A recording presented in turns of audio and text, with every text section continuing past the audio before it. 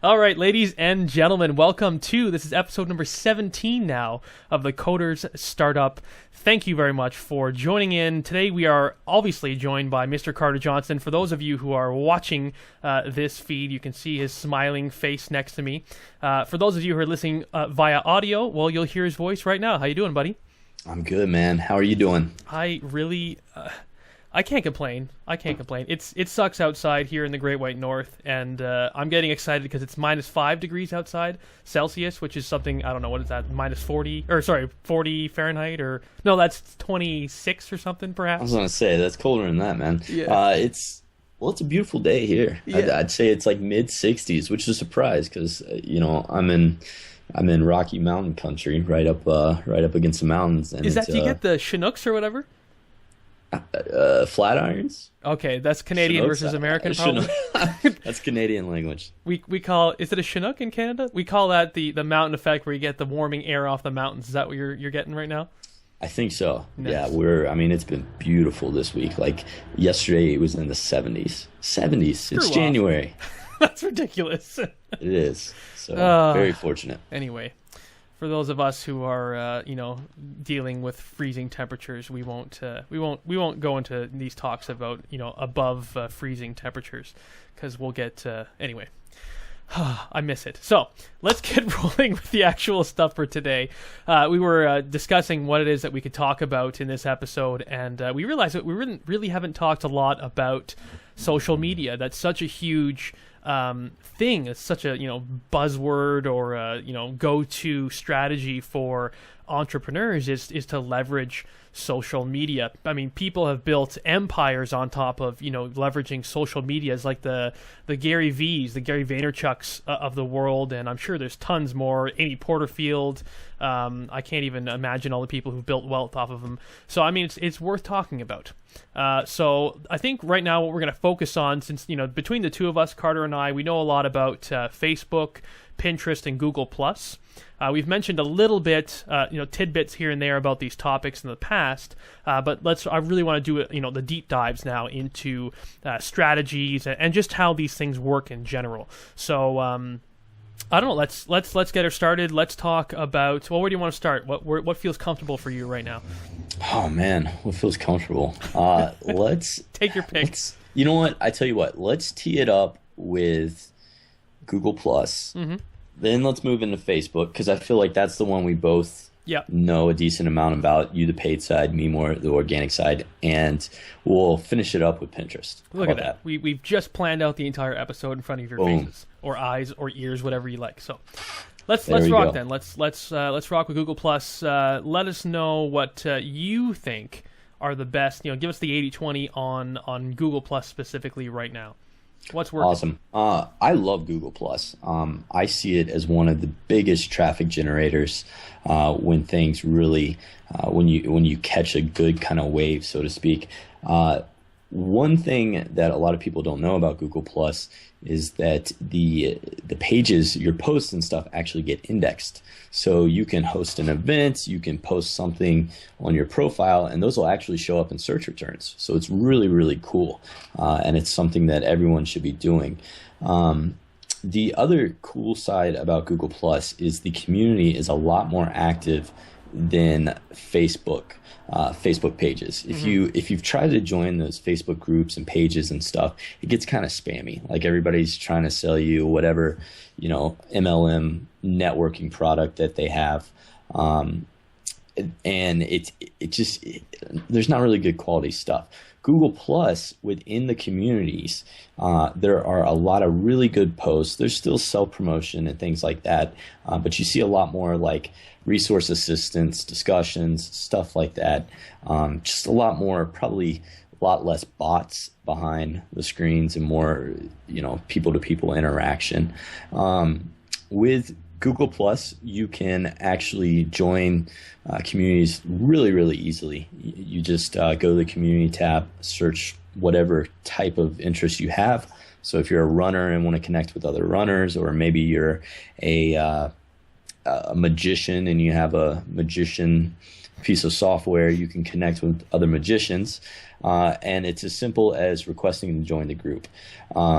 one of the reasons why Google Plus is staying like so clean and anti-spam is because the people who own the groups, the communities, they're the moderators, and they regulate it fairly well. If they see something that's really spammy, they'll delete it and boot the person out. So it's a really good platform. And now you're asking, well, how in the world do I market then if I can't, self-promote anything?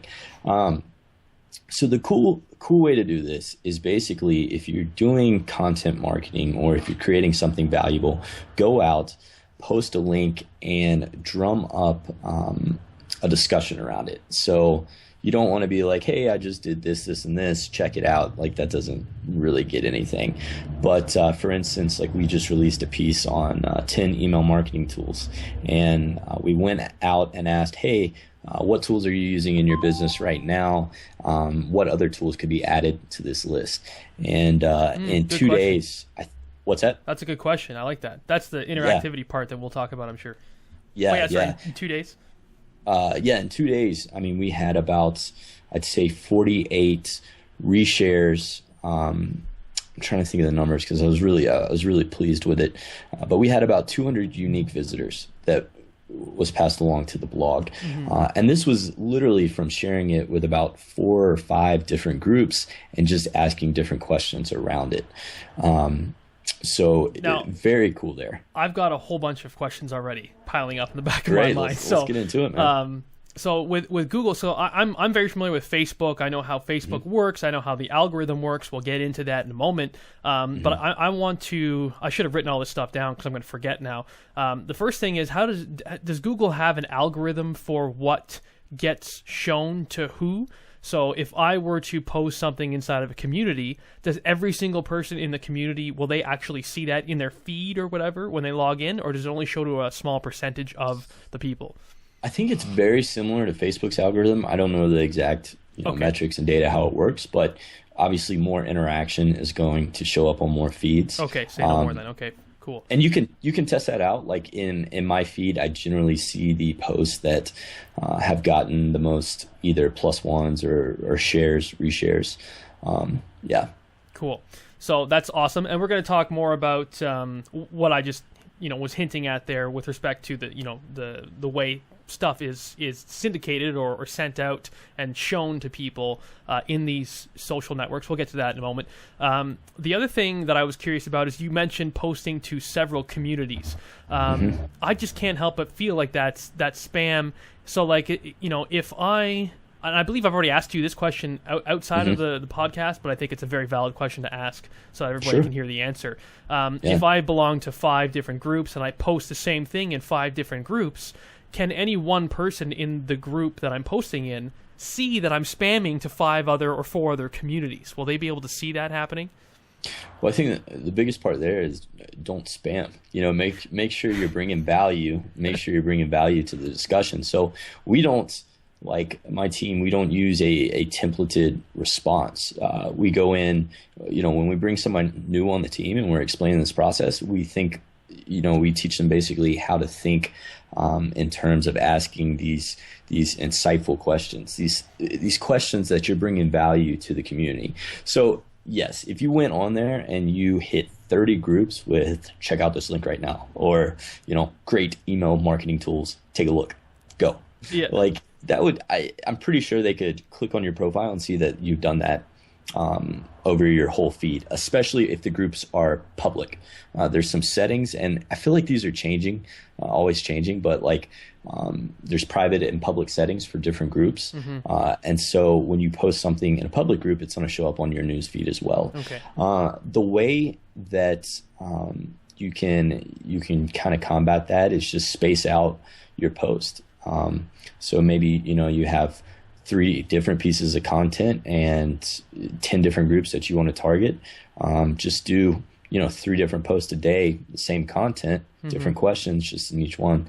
I mean, that's a great way to do it. I've never had someone be like, dude, you're spamming or something, but I think it's just because we really bring value to the discussion. And it was interesting. This is, I think, this is really interesting. I was talking to my friend, and she works, I won't name any names, but one of the larger digital marketing agencies in the nation. And I was asking her, I was like, hey, you guys seeing as good results as we are with, Google Plus? Like, we're just crushing it. It's a ton of fun. And she was like, no, we're not. We're trying to figure it out. And we sat down and we kind of outlined what my team was doing. And she was like, yeah, we're definitely not doing it this way. So I think the secret that we kind of tapped in on is using your profile more as a third person versus your actual brand. So like Trevor, you could simply post stuff as a discussion about Java video tutorials or something versus posting as Java video tutorials. Yeah. So you put a human face to it instead of a nameless, faceless. Exactly. entity. That goes, and anyone can do this at any level. It could be a CEO of a company who's posting something about their company, but doing it at that human level versus through the brand page. And I think that's really where you're seeing better results with Google Plus. Okay, cool. And that's something, my biggest issue when it comes to social media is my biggest thorn in my side is actually just doing it. Actually just sharing the content. I've got so much content in the can already that I could start posting into Google Plus, and it's just like I feel like everything else is taking priority over that, and it shouldn't. I think I really need to outline a strategy. I think that's where that's my kryptonite right now is actually going in and planning stuff out. And I think if I were to set up a system like you have, I'd be seeing so much better results through my social media efforts. So, and I mean, there are tools out there, to automate the process. Yeah. I haven't figured out how to work those tools into posting within communities on Google Plus. Like I know how to, do all the Facebook and your typical posting on the brand page. But when you really want to get those discussions, I don't know if there is a way to optimize or automate that. Yeah. It's really just one of those things. You just go out and you do it for one piece of content, do it 5 to 10 times in different groups, and you'll see that snowball effect. And then if you've listened to like the last few episodes about hiring a VA and stuff, you can teach them how to do it. Absolutely. And that's how my team set up, where we basically just, we know as soon as a content piece goes live, we have someone on our team who's solely dedicated to Google Plus, and they know exactly what to do. Yeah, that's so good. I really need to get on board with your team and hire you guys to get going with my content and everything, well as for the Coder Startup. Because why not? I might as well, make use of that. We've started the process, but I need to pull the trigger on finishing the process with you. But yeah, anyway, that's it. Just the last 5%. Exactly. So now, is there anything else? So Google Plus is. I'm assuming you can still go and you can create. I've gone and created a business page inside of Google Plus. I'm assuming that's a good strategy. I created the business page for the Coder Startup. It's probably, you can go and see it, google.com, what is it, /plus/Coder Startup or something like that is probably where you can get if you got the custom URL, and I think you have to have X amount of followers and much, I don't know. Okay, There's a couple different things. Let's put it to the test right now. This is the best way to do it. So I'm going to go to google.com. I'm going to go to /plus. While you're pulling that up, I'll explain some of the benefits. Again, this allows you to get your content indexed a lot faster. Right. So make sure that when you have a new article, if you're not posting it in communities, at the very least you're posting it on your page. Like, this article is about training sea otters. If it's about training sea otters, and Google will pick that up a lot faster. The other benefit, having a Google Plus page, it really starts helping you build that real estate on page 1 of Google. So when people search the Coder Startup, they're probably seeing, and I haven't done this, so we can test that too, they're probably seeing the website plus the Google Plus page. So it's just another way to start occupying more of those spots on the search engine. Exactly. So I try to go to the URL. No, that's not how you get to it. So I don't exactly know what the easy, audio way to share the URL is. But I mean, it wouldn't be hard to find it when you go on Google Plus and search for Coder Startup. In any case, that's my business page. So you're recommending that I would go and post things maybe not as Coder Startup, but as Trevor Page? Yeah, I would. It's a lot. I mean, people definitely can. I'm doing a quick search, and I proved my thesis wrong. So yeah, That's the beauty of business. Yeah. It's probably because it's fairly new too. It takes a little bit of time to get stuff indexed. But yes, post this Trevor page. It appears as a third party, and it's it's a genuine person. People like to connect with people, right? More so than brands. And I could also post my own articles. I post them as these shows go live. I can just post them into my business page and just have a repository of information in the business page. So if anyone click to follow or like my page, they would see all the shows and whatnot, and they'd be able to get the lowdown on what's been going on in the past and whatnot. So there you go. That's kind of the separation of how you go out and get the eyeballs and attract them to your page versus what you should put on your page. So it's kind of two different ways to do it, which is interesting. So cool. You wanna? Is there anything else that you want to add to Google Plus before we move on? I mean, that was the 80-20 of it. So yeah, that's what's working for you right now. Details, but let's move on to Facebook. Sounds good. So now Facebook, like I want to get into this algorithm that I was talking about before. This is not something I was aware of when I first started my entrepreneurial career.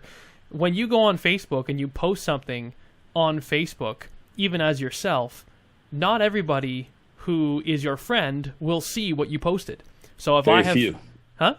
Very few will. Very few will, yeah. So if I have 500 friends, which I think I have something like that. I think Carter has something like 1,500. He's a really popular guy. Do I really? I think so. Friends? I thought something like that. 1,000 or... You had 4 digits and I didn't, and I was jealous.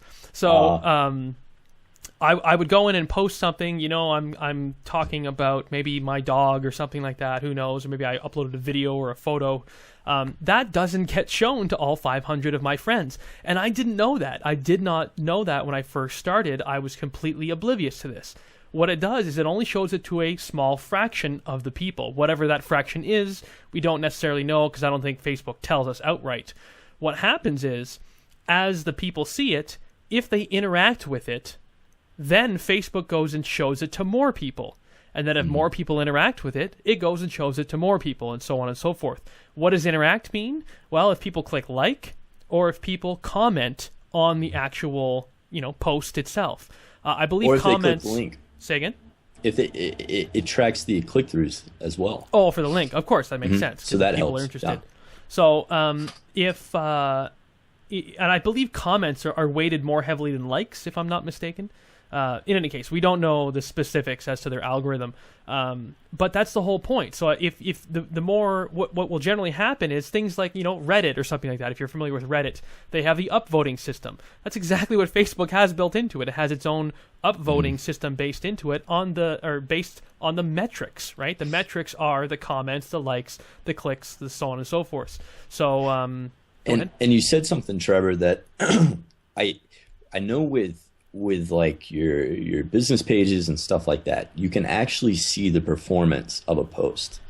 You can't for individual individual profiles, but you can test exactly what you're saying just by posting something on a business page and seeing out of 1,500 followers or whatever, only 6 people were shown the actual content. Yeah, and I can give you the actual number because I'm familiar with them in my own account. I have about just over 3,000 followers for my technology page, and or my programming page, I should say. And if I post something, it generally gets shown to about 50 people. 50. Wow. So let's do what is the math on that? Because I can't do it in my head. 50 out of, let's say, 3,200 people times 100. 0.03%. That's 1.5%. 1.6. Why did I say 0.03? That's okay. It's 1.6% if you round it up. That's nothing, okay? So basically they're showing it to just over 1% of the people, and if they interact with it, if those people interact, you'll start to get more and more, it'll show it to more and more people. So it's just this built-in sort of content curation system that Facebook has into itself. And that makes sense because if we were to actually see all the posts that our friends were to put out there, our news feeds would be endless. And the way I compare this is to Twitter. So the average lifespan of a post on Facebook is something like 15 to 20 minutes. So if you post something out there, generally speaking, for 15 or 20 minutes, people will be able to see it and interact with it before it's buried, okay? On Twitter, that same thing, putting out a tweet, the lifetime of a tweet is something like seconds. It's like 15 seconds. Super fast. So it's just, and that's because I think Twitter doesn't have that same system. They don't curate the content in the way that Google Plus or Facebook does, and that's why I find Twitter to be a little bit unusable. Right? I'm not a big Twitter guy because there's just so many things in my newsfeed. There's so many people posting. It's just like I'm overwhelmed. I just don't have enough hours in the day to go through this stuff. So that was something interesting that I learned, and that's very important to understand as a business owner. So if you're posting on Facebook, you need to post in order to get likes and comments and clicks. Otherwise, you're not going to reap the benefits of the organic and free traffic that you can get from a Facebook post. So is this a good time to kind of interject and start explaining some maximizing, I guess, absolutely. ways to snowball so that? Yeah, how can we take advantage of Facebook and get them to show our posts to more people for free? Because that's really the key here. We don't want to pay too much money to get the word out about our products or our services or articles or what have you. So what can we do? Well, let's use and we can put this in the show notes. We can use one of my recent blog posts. I actually basically just put together a quick breakdown of the lessons I learned from reading Richard Branson's book. One thing you're kind of seeing a trend on, or a trend with, is with visuals. And Facebook knows this, so they won't let you do it with a lot of the paid advertising, but they will let you do it within your post.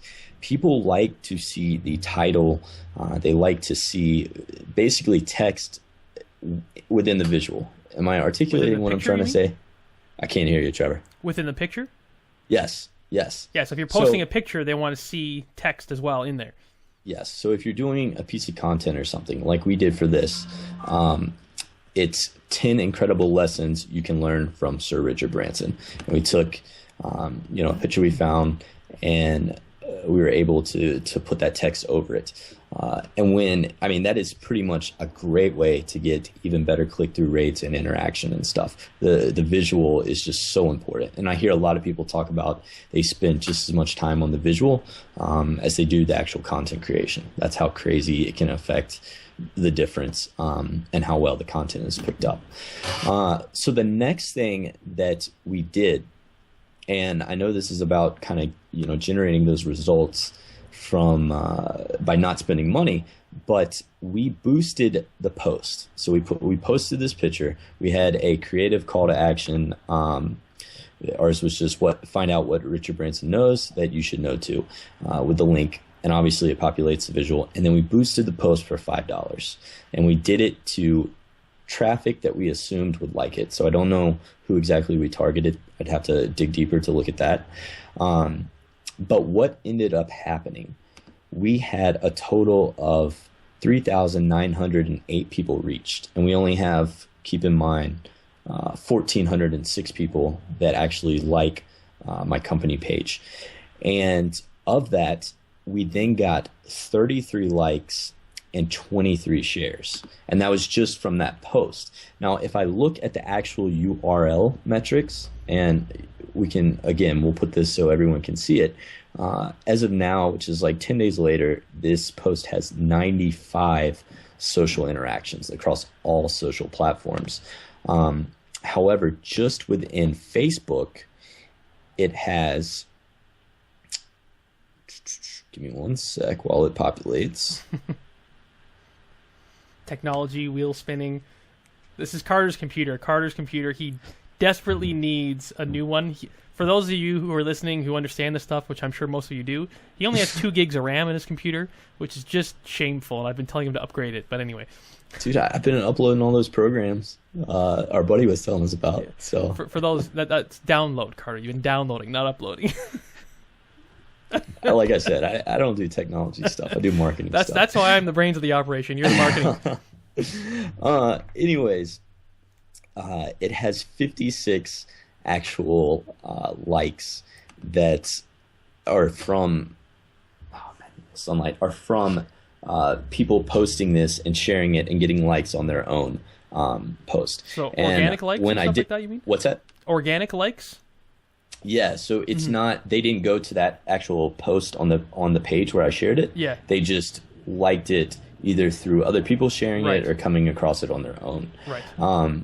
And when I actually, this was really funny, but I wanted to see all the shares, and Facebook allows you to click that see who shares button. And I looked at them all, and it was insane, the interaction that was created from that. There was one guy who had shared my post. He had tagged 19 people in it. Wow. And there was a thread that was 13 comments long telling this guy, hey, great post. That's so cool.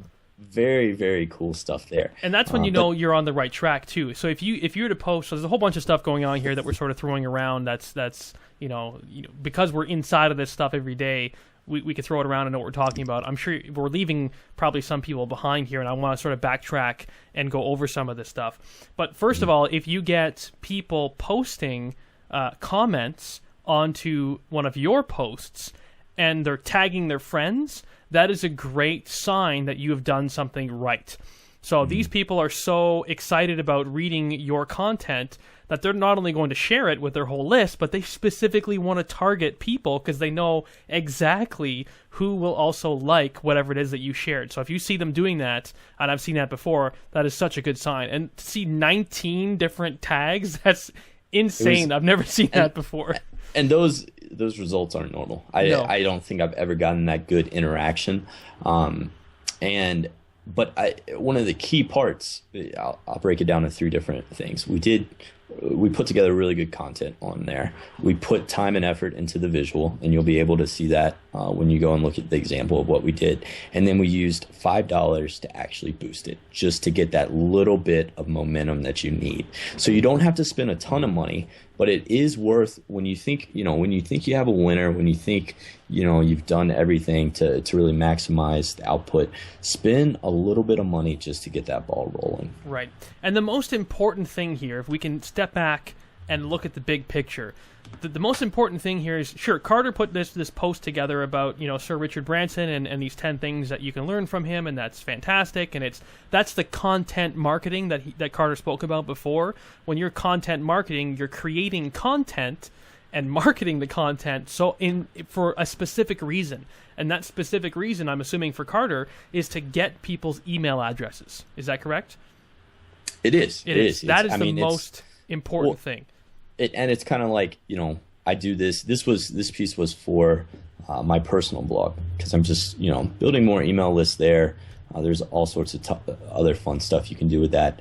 But yeah, the bottom line is it's a great piece of content that hopefully people will read and think, hey, I want to hear more about this type of stuff, and they'll input their address so they can stay up to date, and I won't have to spend as much money to get the ball rolling again. Exactly. So see, people really get focused on how big their Facebook following is. People really get consumed by the fact that, I have 10,000 likes on my business page. I need another 10,000 or 20,000 before I can feel good about myself.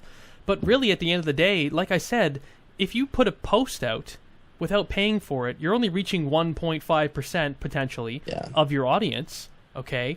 And if no one interacts with it, then it's not going anywhere.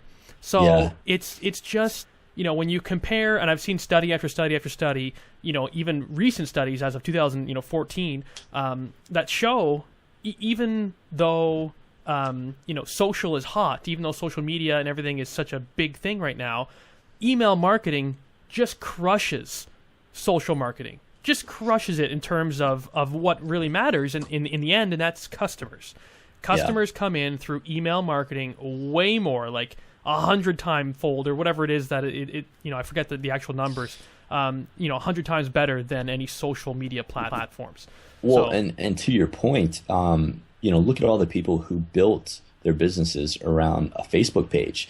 And Facebook's algorithm didn't used to always be this way. It used to be that you could actually get really good results from just posting something and having the organic views. But now Facebook is so heavily drawn, because they know they can command it, to people actually paying to promote stuff, that it's not like it used to be. So if you controlled those email addresses, if you had your own list, you control that. Facebook can change whatever, and you can still market to them. Absolutely. So yeah. Now, okay, cool. So we talked a little bit about that. That was more of the organic side of Facebook, the organic reach, the organic posts, the free stuff. So now let's talk a little bit more about full-blown paid advertising. So this is where sort of my expertise lies. I've learned a lot about Facebook marketing and ads. I've learned it through, the big names like Amy Porterfield. I went through her course and whatnot. I think it's called the Facebook Profit Lab, which is a great course. I certainly got all the money I paid for it was fully worth it. So that's great. But here's what I learned from it.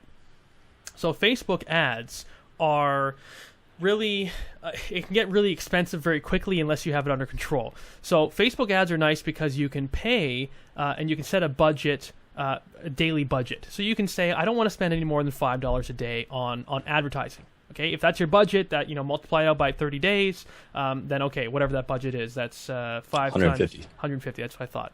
I knew that. It was in my head. I swear.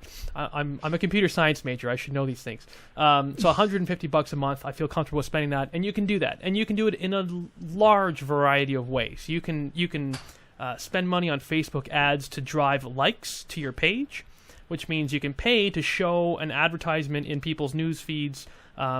To actually like your business page. And they'll click the like button, and there you go. You just paid money to get them to like your page. You can spend money to get engagement for your posts. So like we were saying, to get people to comment on it, to like the post, to maybe even click the link if because I think it's considered an engagement as well. That's if you just want to draw up conversation and get the word out about some post. Then of course there's paying straight for clicks. So you can say, I want to focus my money being spent on people clicking on a link that I'm going to share inside of a post. And that typically tends to be the most popular one. People want to drive traffic to their websites, and by all means, Facebook will let you do that. They'll let you spend all the money that you want, up to, I think, a certain limit. I think you're only allowed to spend a certain, either $5,000 or $10,000 or $15,000 a day on advertising with Facebook, which was kind of strange. Way too rich for my blood. Yeah, but if you consider, so you can't just flood the market all at once if you're doing a big launch. It's true, but if you consider the people who have a lot of money to spend, that can be a bit frustrating, right? But anyway, that's neither here nor there for us, folk. Well, wait, let's back up, because I think that is true until you actually get a ad count manager. So like Facebook will actually give you a one-on-one sales manager. Oh, nice. And then you get that lifted. Because I was talking to my friend in the digital agency, and she said that's how it works. Okay. And then you get to the point where you're actually negotiating your own prices and stuff. So that's the big boys. So it's beyond our level right now. That's where we're all reaching for. That's right. We'll get there. Anyway, so you can pay, like I said, you can set up the budget, or you can just set a budget for just the one campaign that you want to run. I want to spend $500 on this campaign, and that's it. However long it runs, it can run. I don't care. Or you can set a time frame. It's very flexible, is the point I'm trying to get across. Now, it's a little bit convoluted, and I don't want to get into the specifics of how to set up an ad because that would take forever. And it's a very visual thing. I need to show you my desktop and show, bring you through the steps. And even then, it wouldn't be that great because Facebook changes everything so often that the stuff I already learned from Amy Porterfield's course, which is just last year, is already obsolete because they've completely revamped all of their UI and all the way things flow, and so it's just ridiculous how fast things change. But as of right now, and as of way before when I learned about this stuff, these two things still are true. One is that you can create Facebook ads via the Facebook Ads Manager, okay, which I think everyone can find in their own Facebook profile. If you go to your Facebook profile, go to the top right, click on, there's a little down arrow. You can expand it. This is where you go to like log out or go into your account settings and stuff like that. There's also something for manage ads. At least I think it's manage ads. It might be something else. Maybe create ads if you haven't done anything yet. But that's how you get to the ads side of Facebook, and you just do this through your own personal page. So there you go. You can do that, and you can go in and you set up an ads campaign and so on and so forth. That's fine, and that hasn't changed. Now you can also use something called the Power Editor. Now Power Editor is sort of the more advanced tool that you can use to create ads, not quickly, So not only quickly, but also it gives you more flexibility and it gives you more power that you can inject into your ads. So the Power Editor allows you to, like I said, copy paste ads very quickly and change, create a bulk set of ads. Let's say you want to create 10 different ads that all have the same sort of copy, that all have the same text inside of the ad, but different pictures. So you can quickly create 10 ads and change the picture for each one, and there you go. You don't have to go and create, all the text and the targeting and so on and so forth. It's very quick to do that inside of, like I said, the Power Editor. In any case, so the Power Editor is this kick butt tool that allows you to create the ads quickly, but it's a bit complicated to use. Oh my gosh!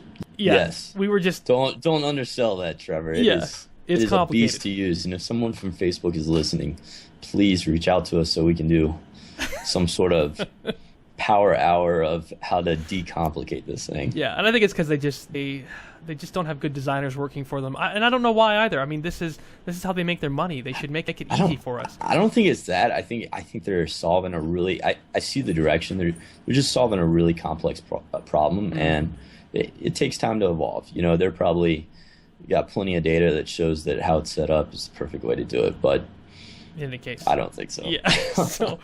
But now the coolest thing about Facebook, like there's so much I can say about Facebook ads. I can talk about this for hours, so I'm trying to get it down to something in about 10 minutes or so.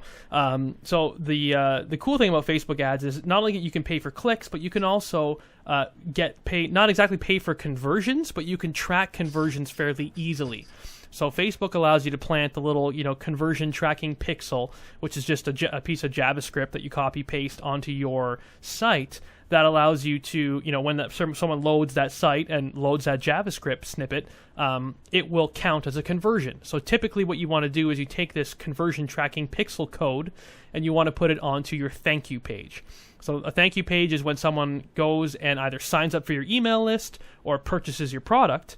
They will then be redirected to a thank you page that says, thank you for signing up or thank you for buying. The only way they can see the thank you page is if they had taken the appropriate action that you want them to take before, right? So that would be a great place to put this conversion tracking pixel. And then you can see exactly how much it'll cost to get a conversion. And that's obviously going to fluctuate as you start, with your ad, the first few, even weeks. That number will fluctuate up and down. So don't get really excited if you start out and in the first day you see some like ridiculously low cost per conversion. I've done that so many times to myself, and then it just keeps going up and up and up.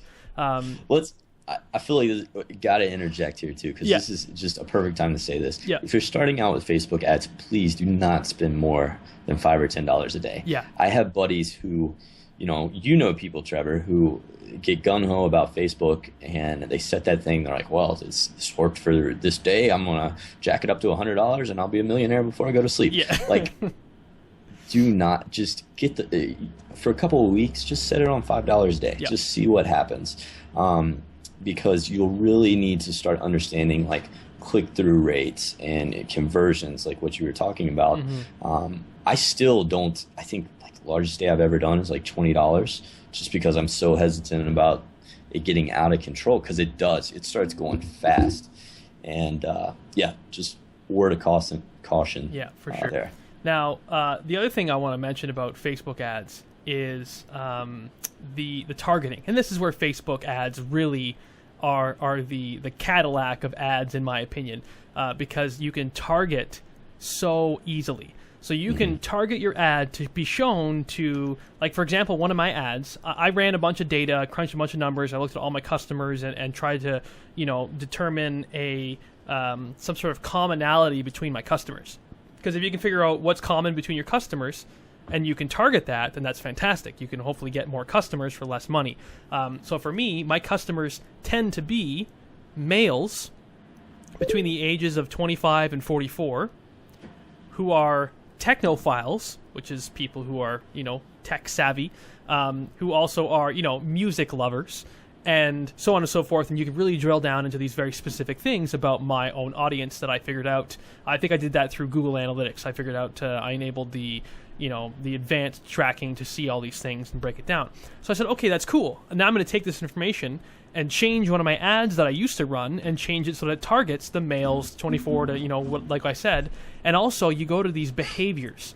So you can go to a behaviors category inside of the Facebook ad, and you can target people based on their behavior on the internet, because Facebook tracks you as you go away from Facebook. If you're using Facebook, if you're logged in and you're going through other sites, they can still track you, which is crazy. But anyway, so they can see what your behaviors are. They can see if you've purchased anything online in the past X number of days. And then they have that as a targeting behavior that you can have and specify for your ads. You can target people who only have ever spent money online. If someone who has ever spent money online, you can target them. Or you can target people who spent money recently online. I think those are marked as engaged. And then you can, spend money on people who, or whatever, there's active and engaged and so on and so forth. So you can target only people who are going to spend money online if you're selling products online. And you can target technophiles. You can target people who are early adopters or late adopters. You can target people who blah, blah, blah, blah, all based on all these different behaviors. I think you can even find people who are possibly going to be buying a house or a car soon. You can even go that deep down. So that's pretty neat.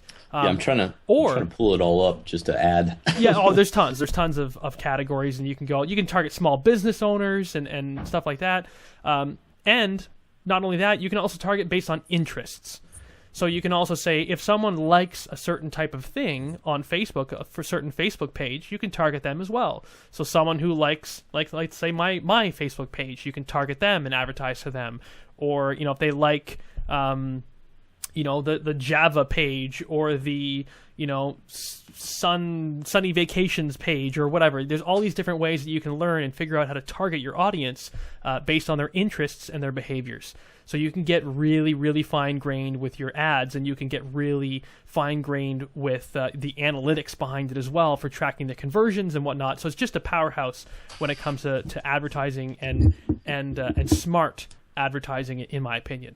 So I think that's all I'm going to say about ads, because we can, like I said, I can go for hours. But I want to add one other cool thing you can do, and I have not done this, but I'm just waiting for the right opportunity to. Someone was explaining to me how they set up a custom list of people even when they didn't opt in to their email list. And how they did this, they drove clicks. Can you figure out how they did this before I say it?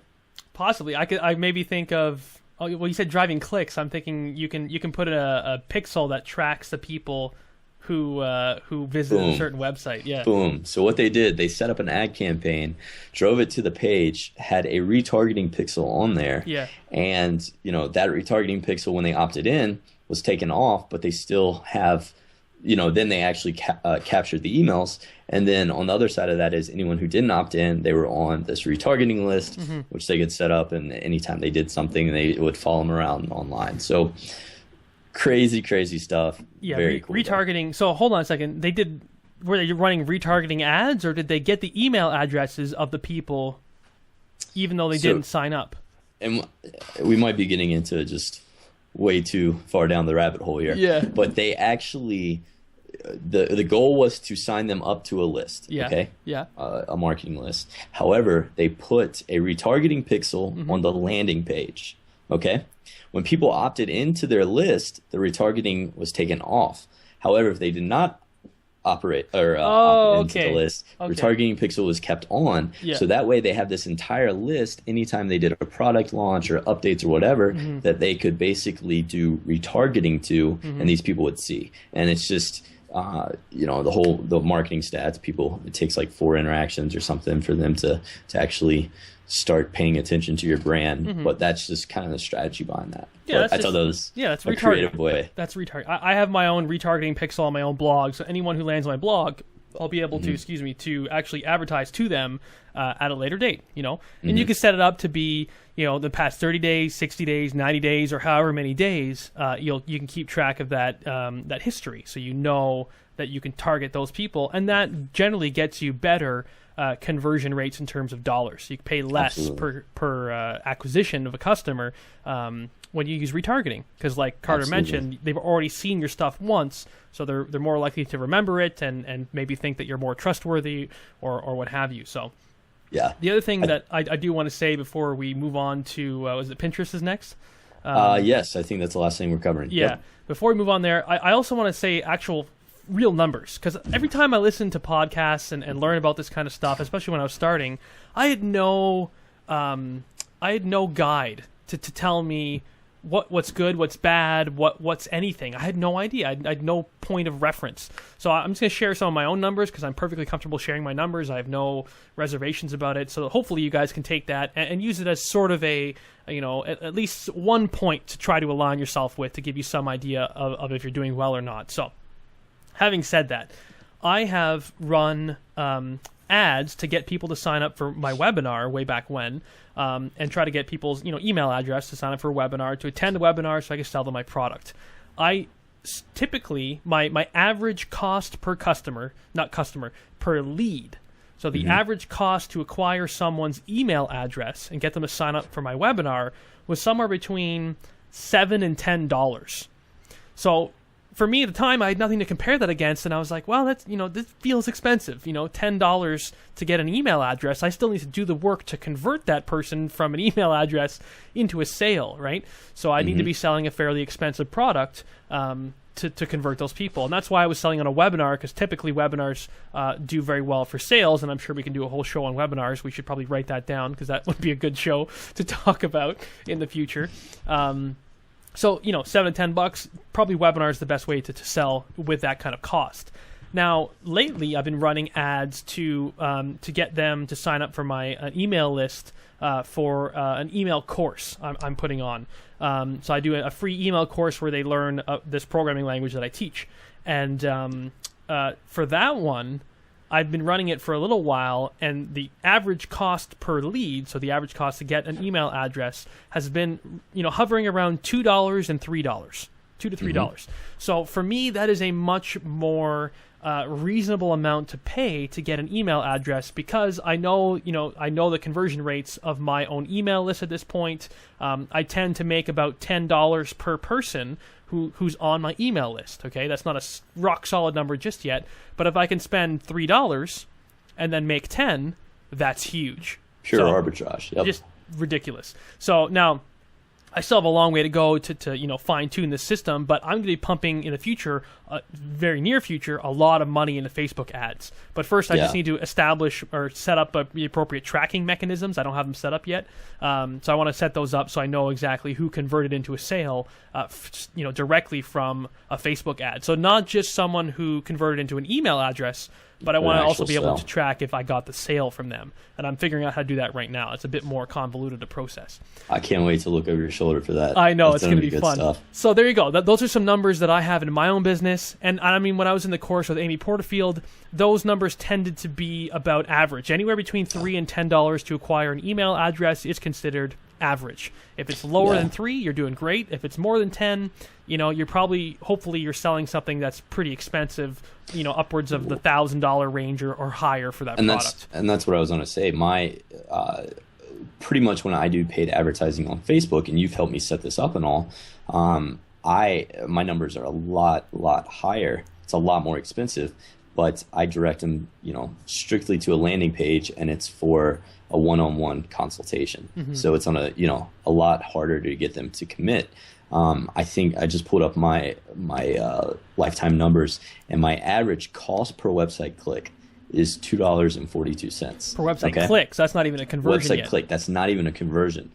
But of that, I know my landing page converts pretty much about 1 out of every 15 visitors. So I pay, I'm looking at close to $40 per lead, but then probably out of 3 leads, it turns into business for me. So, you're looking at about $120 per a customer, but that works with my numbers. Exactly. It varies from business to business. Exactly. So you need to understand the lifetime value of your customer. You need to understand how much money you're going to make off of a single customer over the course of time, and that's a very important number to know. So I'm sure we could talk about that in another episode as well. I only recently calculated the lifetime value of my customers. I sat down with my dad, who's also my CFO, and we ran those numbers and figured those out. So cool. So now let's move on from Facebook and let's talk a little bit more about Pinterest. I don't think we have too much time because we've been probably talking. And we'll keep it pretty short and simple about Pinterest. Yep.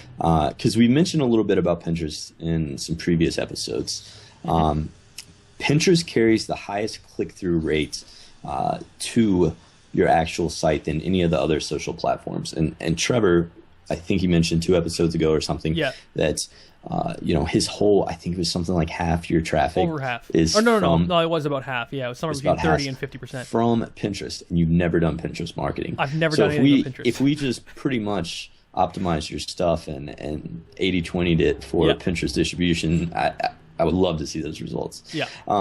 Real quick. So how Pinterest works, it's not just a dream board for women who are collecting jewelry or whatever. It's actually, there's a lot of B2B stuff going on, B2C, whatever. But go on Pinterest, start an account, and you'll find things that you want to follow and understand, and you can pin it to your own boards. The cool thing is it's highly visually oriented, and so people will see like that blog visual that I was talking about, and they'll actually click through to read the entire article. So hold on, I'm going to pause you there. The blog visual, what specifically? It was a picture of. So describe it to me. It was a picture of Richard Branson. Yeah. So I'm gonna send it to you right now. How about that? Fair enough.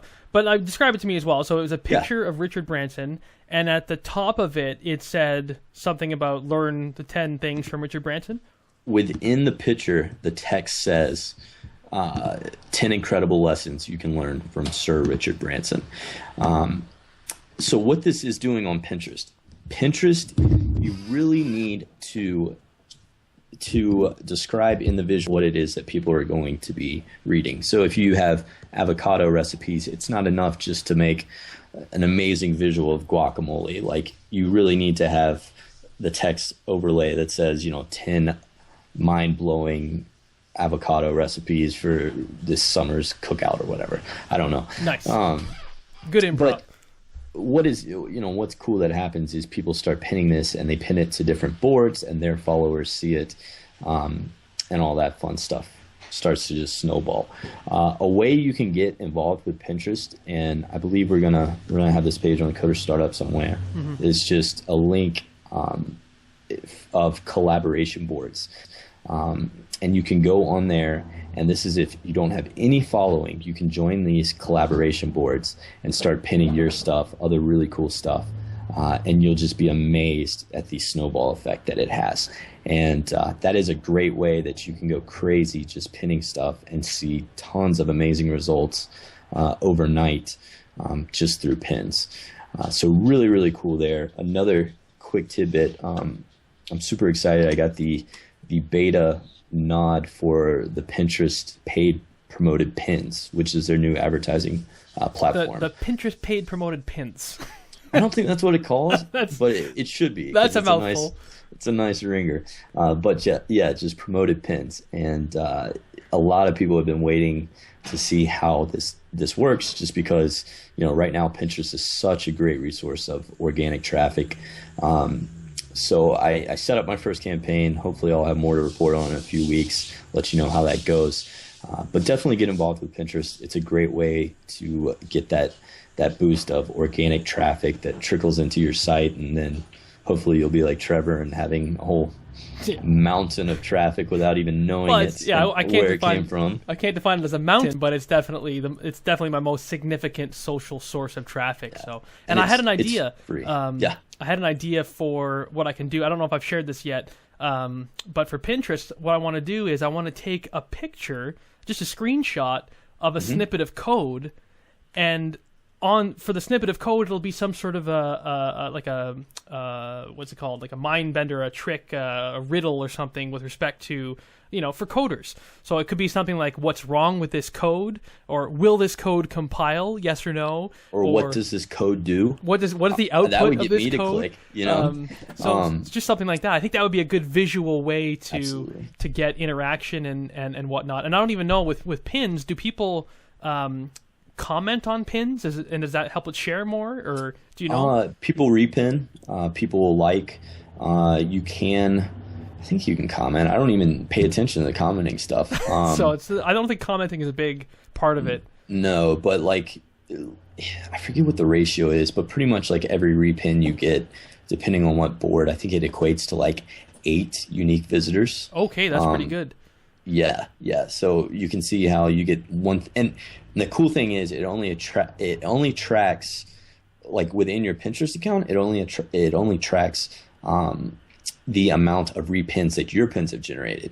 But there are other tools out there where you can go and plug in whatever domain you shared or whatever, and you can see how many repins that has total. Because Nice. what people will do, let's say you repinned one of my pins, Trevor. Right. Other people could pin that pin, Right. repin it, and I don't get to you wouldn't know see that. it.